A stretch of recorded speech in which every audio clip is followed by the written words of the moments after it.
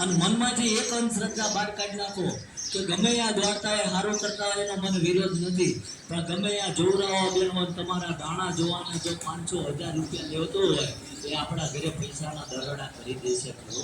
એ તમને વિશ્વાસ આવે? તો શું કામ? આ જગતમાં કદાચ આપણું નિસ્વાર્થ ભાવે મદદ કરતા હોય તો કદાચ આપણી કુળદેવી આરાધ્ય દેવ, આપણા ગુરુ મહારાજ ને આપણા મા બાપ કે જે ક્યારેય આપણને ગણાવતા નથી કે મેં તમારા આટલું લાભ કર્યું.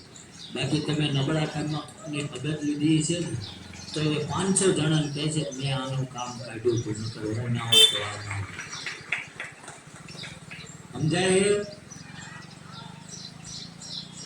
કારણ કે આ તમે જે બેઠા ને આ તો કઈ નથી, અત્યારે શ્રાવણ મહિનો એટલે કઈ નથી. અહીંયા આગળ ઊભું રહેવાની જગ્યા ના હોય, લોકોના કેટલા કામ થયા છે. એટલે અમે એ જ તમને કહેવા માંગીએ છીએ, જે તમે મને અહીં નુકસાન કરો ને એની કરતા જે દુઃખ વ્યાધિ પીડાનું જે બચકું છે ને, જો અમારે પૈસા જ કમાવા તો ઘણા રસ્તા છે ને.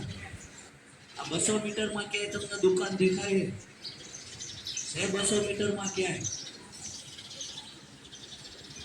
કારણ કે અમારે ધર્મનો ધંધો નથી કરવાનો. જે તમારી સેવા માટે દાદાએ નિમિત્ત બનાવ્યા છે એ થાય ત્યાં લગી સેવા કરવાની છે. પણ આપણે મંદિર આવ્યા છીએ, કેવી રીતે મંદિર જવાય એ થોડું આપણામાં સમજાય હોવી જોઈએ.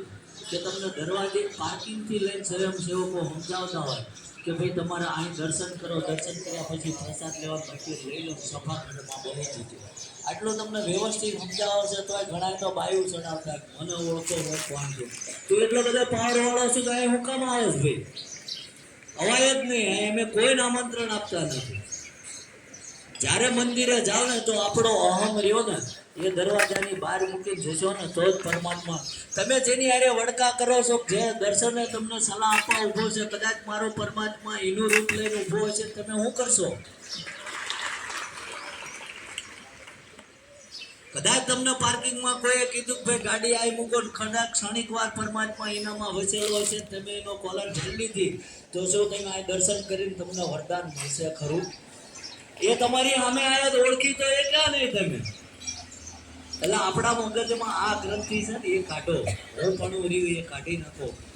નડતર કશું નડતું નથી. જો આપણને સારો આપણા જે દેવ કોઈ ગુરુ નિમિત્તે મળી જાય ને તો આપણે જીવીને ત્યાં લગીને આપણા રસ્તામાં જે કંઈ કાંટા કાંકરા પડ્યા છે ને એ લેવાવાળા હજુ આ ધરતી ઉપર જન્મેલા છે ને હજુ સત્કર્મો કરે છે, હજુ સત્કર્મો કરે જ છે. કે દુનિયાની અવગુણના કે કોઈનું સન્માન, કોઈનું અપમાન અને કઈ જગતથી કઈ લેવા દેવા નથી. હજુ એવા માણસો પડ્યા છે, એ ખાલી તમારે ગોતવાના રહ્યા છે. હું એવું નથી કહેતો કે અહીંયા દોડીને આવો.